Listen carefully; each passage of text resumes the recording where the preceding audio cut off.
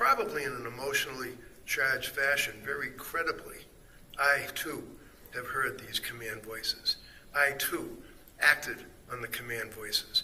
I too have had insomnia. I too have had hedonism where I don't even care if I live or die. I have no emotion. I can't feel. I can't laugh. I can't love. I can't hate. And I think that I too have heard these command voices. I too acted on the command voices. Those words weren't spoken by the defendant. They were spoken by her lawyer, describing what other women might tell the jury if the judge allowed it. A defense attorney, standing before the bench, asking permission to bring in strangers to testify that they too had heard voices telling them to kill their children. The judge's response came quietly, deliberately, and it changed everything. This is the story of Commonwealth versus Lindsay Clancy, a case about a mother accused of strangling her 3 children, about postpartum psychosis, criminal responsibility, and the line between mental illness and murder. In a case where the defense made a request that, if granted, would have fundamentally altered how the jury understood the defendant's state of mind. The charges are devastating. Lindsay Clancy is accused of murdering her 3 children, Cora, Dawson, and Kaylin, in the basement of their home on January 24, 2023. Prosecutors allege she used exercise bands to strangle them with deliberate premeditation and extreme atrocity and cruelty. The Commonwealth is seeking a conviction that could send her to prison for life. Very briefly, as counsel had already indicated, on the document titled Joint Pretrial Memorandum, the government said an agreed statement of facts to be read to the jury, basically alleging on January 24th, 23, the defendant strangled her 3 children, naming them and their ages, with exercise bands in the basement of their home, thereby murdering them with deliberate premeditation and extreme atrocity and cruelty. And that's the extent of what would be referred to as the agreed statement of facts by the government. I then submitted a request that Your Honor would consider adding a paragraph that Lindsay Clancy denies the allegations that she is guilty of, quote, murdering them with deliberate premeditation and with extreme atrocity and cruelty, end quote, and notes that she has accepted responsibility for the acts resulting in the death of her children, however, was lacking criminal responsibility at the time of the acts as a result of postpartum depression, psychosis, and involuntary intoxication. As a result of ingestion of numerous prescribed medications, Lindsay Clancy is thereby alleging she is not guilty due to the lack of criminal responsibility and will present what is referred to as the insanity defense, which I know was one of the questions that you had put in the questionnaire. Come on. So, Your Honor, Mr. Reddington, do I have a copy? Is that submitted? I mean, we send them all to the I clerk. provided a copy of the joint pretrial I memo to the have clerk. the joint pretrial, but I'm just, The statement of facts is at the beginning, the proposed statement of facts for the Commonwealth. No, you I was looking for Mr. Reddington's version. no? Because I know I sent them to them. I know we sent them to the clerk. All right. All right. Yeah, go ahead, Ms. Sprague, I'm sorry. So the Commonwealth would object to the paragraph as a whole. We would not object to the statement, Lindsay Clancy denies the allegations, and that she's alleging she's not guilty due to a lack of criminal responsibility. But the rest would have to come in either through her testifying or other witnesses testifying, saying that she denies the allegations that she's guilty of murdering them with deliberate premeditation and extreme atrocity and cruelty kind of flies in the face of the statements earlier that what happened is not in dispute.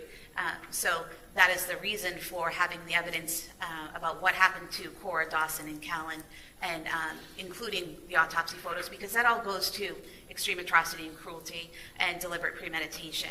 And then the rest, where it notes that she's accepted responsibility, again, that would be putting evidence before the jury or statements before the jury that may or may not ever be in evidence. So I think the standard, she denies the allegations, and then including what the defense is, which I usually object to, but I'm not in this case because it's public knowledge. But Clancy's defense is not a denial of the acts. It's a denial of criminal responsibility, what many call the insanity defense. The argument isn't that she didn't do it. The argument is that she wasn't criminally responsible because of postpartum depression, postpartum psychosis, and what her lawyers describe as involuntary intoxication from prescribed medications. This distinction matters enormously. Criminal responsibility requires that a person understood the wrongfulness of their actions, or could conform their conduct to the law. If a mental disease or defect prevented that understanding, the law doesn't hold them criminally responsible. It isn't a finding of innocence. It's a finding that punishment would be unjust because the person wasn't in control of their actions. The case is scheduled for trial, and before a single juror is seated, the lawyers are already fighting over what those jurors will hear. The preliminary hearing transcript reveals a case that has already produced years of legal wrangling. The judge, precise and methodical, works through a long list of pretrial motions. The Commonwealth is represented by Assistant District Attorneys Jennifer Sprague and Shannon Buckingham. The defendant is represented by Kevin Reddington, a defense attorney who has spent decades trying Massachusetts's most emotionally charged cases. Reddington calls this the most emotionally disturbing case of his career. He says it openly, on the record, and the judge doesn't disagree. Your Honor, I have filed a request for additional challenges. I understand that would be entitled to 18. Is that correct? Correct. Because I was told you might contemplate 18 jurors. Yeah, we're going to seat 18. So I'm asking, and I don't know if the government agrees, that we would have additional jurors. Obviously, that would be committed to your sound discretion, but it's the type of case, not only publicity-wise that we usually deal with, but just the sheer emotional impact that this case is going to have on jurors. And I have always felt that jurors really, take to heart their obligations under a jury trial. And I have literally had occasions where I've run into jurors, some older cases, emotionally charged cases, in public places, and they would shake my hand and then cry. And that would be like 5 or 10 years later.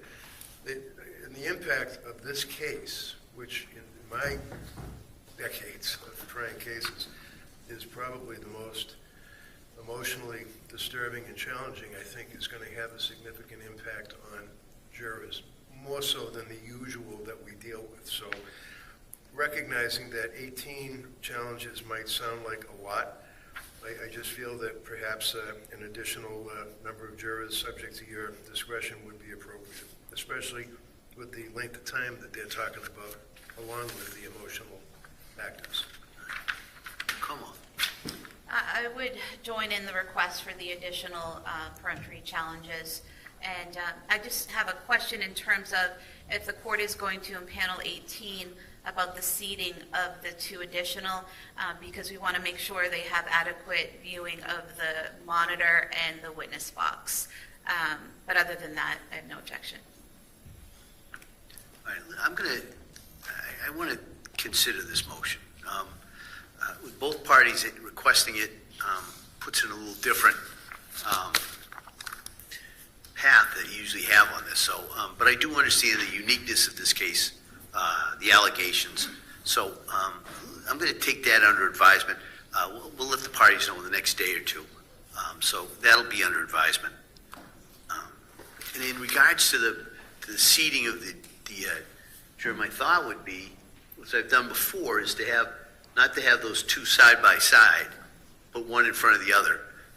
And I think we haven't had that problem before in regards to being able to see either the witness, because it kind of lines up, and then the screen, which I imagine is going to be used here.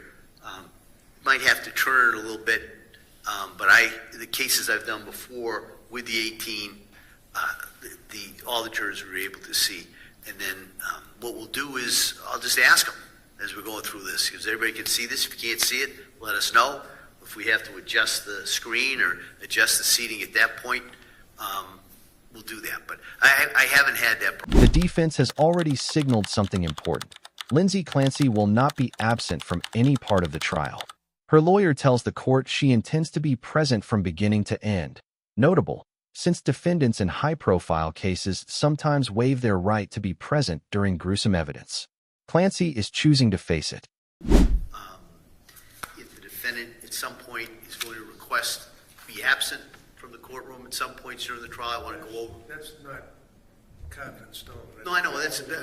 I'm just the reason I wanted to raise it so that it's not carved in stone, but if it comes I up. can tell you, Your Honor, that without invading attorney-client privilege, she does not intend to Right. seek to absent herself at all from this trial.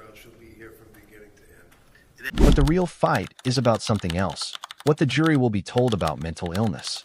The judge is considering a jury questionnaire, a document potential jurors fill out before individual questioning in court, meant to identify biases that might prevent fairness.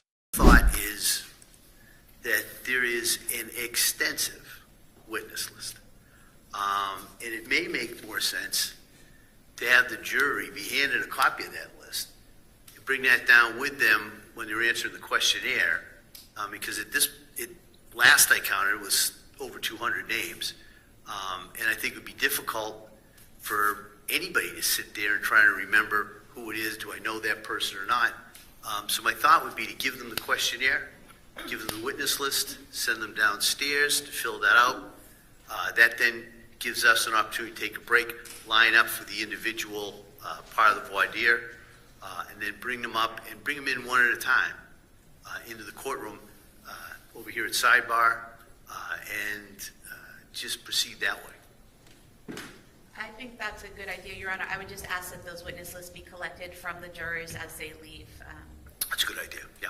I have no. Mr. Reddington? The Commonwealth wants questions about mental health, whether jurors or family members have been diagnosed with postpartum depression, generalized anxiety disorder, or bipolar disorder, whether they have experience with psychiatric medications, whether they believe mental illness should factor into guilt or innocence.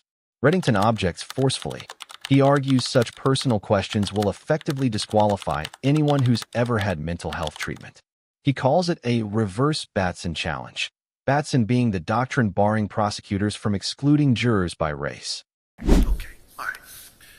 All right, addressing the questionnaire, Your Honor, if I may, it's an interesting issue that we're dealing with. The questions that have been requested, have you, a family member or close friend, ever been diagnosed with postpartum depression, or generalized anxiety disorder? The next question is, skipping over the NGA, number 4, have you, a family member or close friend, ever been diagnosed and or treated for mental illness or condition? And then going down to number 6, have you, a family member or close friend, had an experience with a psychiatrist, psychologist, or mental health facility that would make it difficult for you to be fair and impartial in this case? And finally, number 9, do you believe that a person's mental illness should not be considered when determining their guilt or innocence? So, going backwards, number 9, this is very similar to when we ask jurors or we tell jurors, do you understand that a defendant does not have to testify in this trial? Do you understand a defendant does not have the burden of presenting evidence on his or her own behalf? And many times at sidebar, jurors will say, well, I think they should tell their side of the story. And then the judges will say, well, if you are instructed by me that that is not to be considered, can you then abide by my instruction and be fair and impartial? And they always invariably say, well, yeah, I could, I guess, and then they will be accepted. I'm concerned about raising all of these so personal issues. There is a stigma in this country of mental disease or illness. There is, whether we acknowledge it or not, and it's embarrassing to many people. And I'm just concerned that jurors would, let's say they answer yes to question 2, that you or a family member has been diagnosed with PPD or depression or generalized anxiety disorder, and they say yes, then that's going to open up the inquiry into when, where, how, who, what medication, and will then invariably lead to kind of an inverse challenge by repeated challenges by the government, I think, to pretty much any citizen who comes in here. It's almost like a reverse Batson challenge. Any citizen that comes in here and has had mental treatment or has had what they perceive to be a mental disease, and they have been on medication, they're going to say, hypothetically, Yes, I have. And I saw Dr. So-and-so, and I think that the shrinks are useless, and I think they're terrible, and I think they're horrible, and they ruin my life. They're gone. They're going to challenge that person.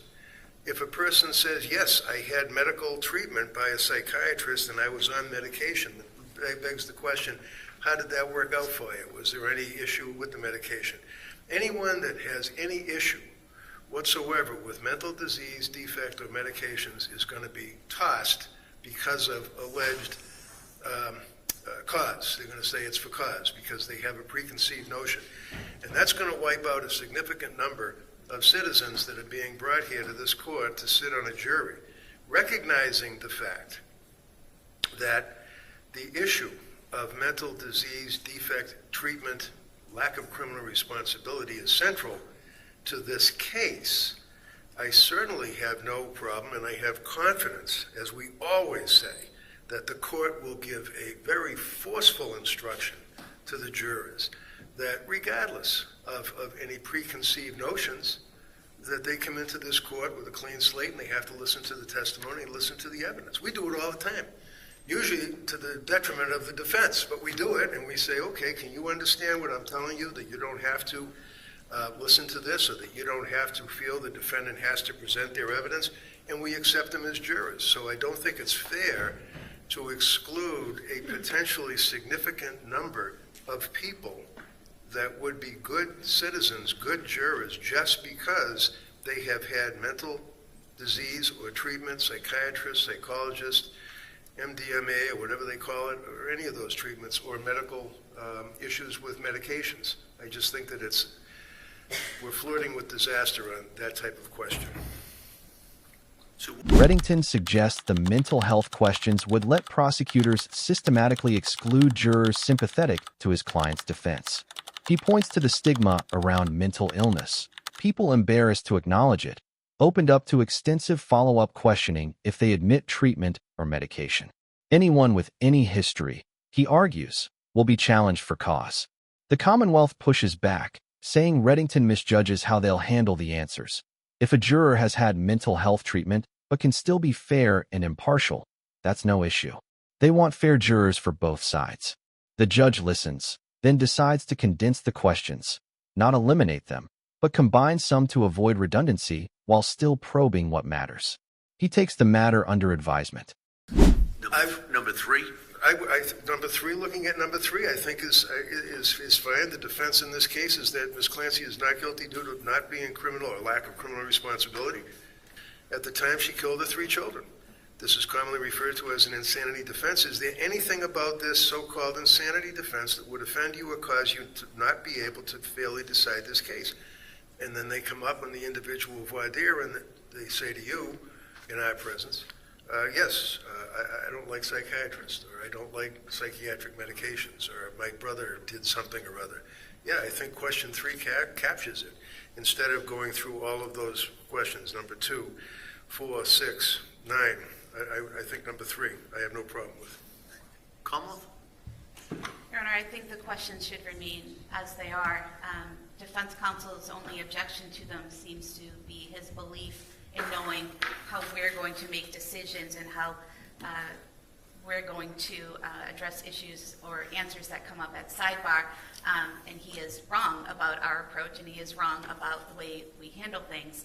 I can speak for myself, and I can say that if a person comes up and says that they have had mental health treatment, mental health medication, I have no issue with that, as long as they can be fair and impartial to both sides. And I mean both sides, not just me, to the defense as well. Now, his example that he gave, that someone says, I had an awful experience with a doctor, it ruined my life, and I can't be fair and impartial, I should think that neither side would want to take that person, because we want a fair and impartial trial for both sides. So I think the questions are fair. I think the questions get to the heart of the issues that will be in this case, and I think a lot of them get to the issues that case law in this area addresses we should ask about. So I'd ask that you leave your questions as they are. All right, I'm going to take a look at it. I don't think I'm going to go just with 3, but I may combine. There are a couple of kind of just going over the same kind of area. So I think if I can condense those, that's probably what I'll do. And I'll give, parties the chance to be heard again in regards to that. So it'll probably be 3 and then maybe one other one addressing that kind of issue. All right, anything else? Would you want to consider adding? Then comes the motion that shifts the entire trajectory of the proceedings. Reddington asks the court to allow testimony from women who have themselves experienced postpartum depression and psychosis. He describes being contacted by many such women, hearing auditory commands, having intrusive thoughts to harm their partners or children. He argues jurors, ordinary people, don't understand what it's like to hear voices telling you to do terrible things. The instinctive reaction is always skepticism.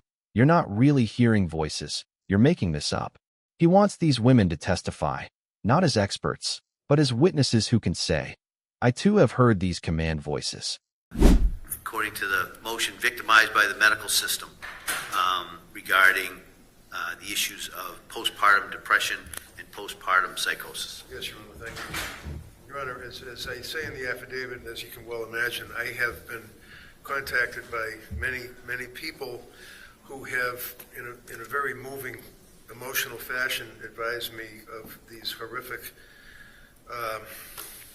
issues that they've been dealing with postpartum depression, postpartum psychosis, hearing the auditory commands, having intrusive thoughts to hurt or kill their partner or their children, infanticide, as a result of postpartum psychosis, medication issues, contributing to the postpartum depression, postpartum psychosis.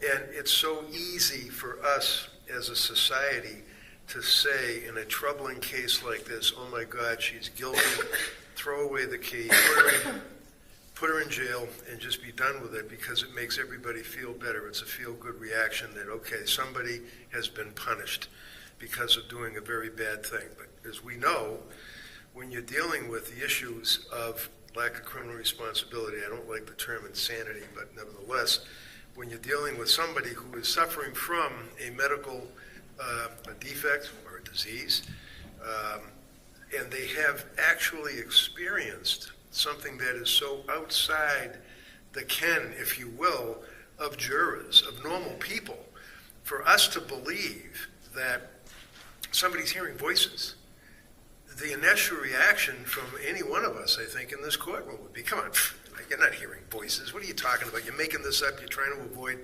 responsibility.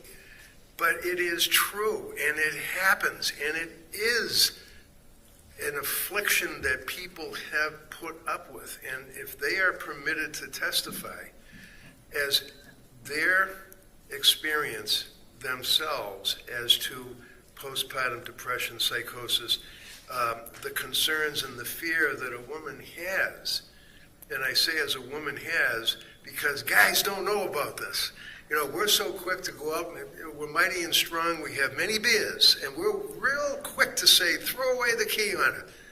But a woman who has suffered and has put up with this affliction should be able to testify and say, probably in an emotionally charged fashion, very credibly, I too have heard these command voices. I too acted on the command voices. I too have had insomnia. I too have had hedonism where I don't even care if I live or die. I have no emotion. I can't feel. I can't laugh. I can't love. I can't hate. And I think that that is important. Now, before I disclose the identity of these people, it seems to me that what I have to do is present the general legal issue to you as a preliminary gatekeeper almost, where you would say, hypothetically, I think upon sufficiency of proof, it is admissible. And I am inclined, you the judge, to allow that evidence before a jury, at which point I would then, of course, disclose the identity of the people with their knowledge and consent, their medical backgrounds, and the government could then send their cops out to interrogate them or intimidate them or talk to them or do whatever they want to do. But if they get on that witness stand, they have credible evidence to give. So it's a two-part. I can't really give their names and addresses without knowing. You may say, as a matter of law, it's not admissible. somebody's individual experience with a narcotic, with a drug, with a disease or a defect is not admissible in a sense of the specifics of a trial. And if that's the case, then it shuts down the issue, and that's the end of it. But I had to raise the issue preliminarily. I too acted on them. I too had insomnia. I too felt a hedonism where I didn't care if I lived or died. The Commonwealth objects vigorously. They argue no rule of evidence allows lay people to testify about their own experiences to prove what someone else experienced. Reddington cites the battered woman syndrome statute, but the prosecutor notes that statute concerns expert testimony, not lay witnesses. And if the defense brings in 16 women to testify, the Commonwealth will bring in others. Women who suffered postpartum depression and psychosis but didn't kill their children. Women who locked themselves away or drove off rather than harm anyone. It would become a trial within a trial, the jury forced to weigh not just whether Clancy suffered postpartum psychosis, but whether strangers' experiences are even relevant to her case. A recipe for confusion, delay, and prejudice. The judge rules. He denies the motion. But isn't that the whole problem? I think what the Commonwealth is saying, that this isn't just a trial within a trial. It would be 16 trials within this trial. I understand the argument, especially the kind of comparison to the battered women syndrome. But as those cases develop, I'm sure Mr. Reddington may remember, as those cases that became more and more admissible, it really hinged a lot upon the testimony of experts. And in this case, I anticipate there's going to be experts that are going to talk about the reality of this postpartum depression and postpartum psychosis. So that's coming out. And these are testimony that will come from the experts, I think, on both sides. It doesn't seem like there's a question of whether or not postpartum depression or psychosis is real. I mean, all the experts seem to agree that it's real. So because of the ability to get the probative part of what those women would bring to the court, the experts can give that. And so I'm going to deny the motion at this time. His reasoning is quiet and precise. He acknowledges postpartum depression and psychosis are real. Both sides' experts agree. But the probative value of these women's testimony can be supplied by experts instead, who can explain the condition, the symptoms, the auditory commands, the intrusive thoughts, the loss of emotion, without turning the trial into a series of mini-trials about strangers' lives. The ruling is a significant blow to the defense. Reddington wanted the jury to hear from people who had lived through what Clancy claims to have lived through. Emotional credibility experts can't provide proof that this is a real affliction and not a convenient excuse. He doesn't get it. Reddington doesn't simply accept the ruling. He objects on the record, careful not to waive any issue for appeal. First of all, if I could just harken back to the orders that you've given on the motions in limine, and I don't mean to seem paranoid, but you, I'm sure, understand the appellate courts in Massachusetts have repeatedly stated that on a motion in limine, if the defense counsel does not object, you're waiving it. So I just want to make sure, number one, for the appeals court, if necessary, or the SJC, I object. And is it my understanding that any further objections, I don't have to keep objecting because I respect your ruling that I don't have to? Come on. I have no problem. In Massachusetts, if defense counsel fails to object, appellate courts treat the issue as waived. Reddington knows this. He objects, and the judge acknowledges it. The objection is preserved. The appellate record is clean. The judge still has to decide the preliminary jury instructions. The defense wants jurors told at the outset that the Commonwealth bears the burden of proving criminal responsibility beyond a reasonable doubt. The Commonwealth objects, calling the instruction premature since the defense hasn't yet raised the issue through expert testimony, a classic dispute over timing. The judge sides partly with the defense.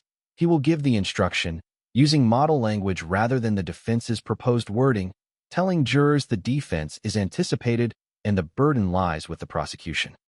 What I've done in past cases like this, I think the one we did a couple of years ago, was basically in the statement of the case afterward, the Commonwealth's allegation to say something about the question before you will be whether or not Ms. Clancy was criminally responsible if she lacked criminal responsibility. The prosecution has the burden of proof. The prosecution must prove beyond a reasonable doubt that she was criminally responsible at the time that she killed her 3 children. Any objection to that?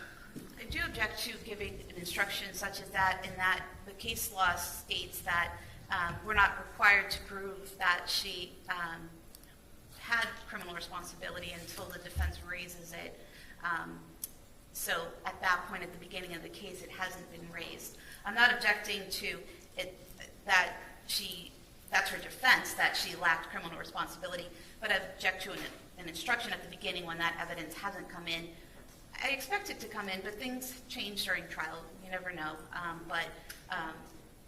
It's the same as with self-defense instructions. I object to those at the beginning of the case because it's dependent on evidence that comes in during the trial. But then what's the basis then for asking the jury in the impanelment questions about their position regarding the defense of criminal responsibility?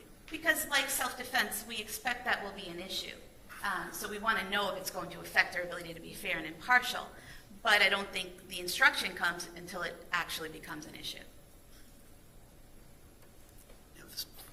And I understand it's the court's discretion on that issue. Yeah. I'll take a look at them. But just so everybody, I'm probably going to give something similar to what I just kind of read out, just to kind of tell them this is the issue. You know, this is the defendant's position that she was not criminally responsible. This is the Commonwealth's position, is that she committed a crime. And so it'll be something along that line. And I'll show everybody before we read it to the... It's a win for the defense, smaller than the testimony ruling, but real. From the outset, jurors will understand the defendant doesn't have to prove she was insane. The prosecution has to prove she was sane. The final dispute concerns jury sequestration, isolating jurors from the public, media, and family for the trial's duration. Unusual in modern trials.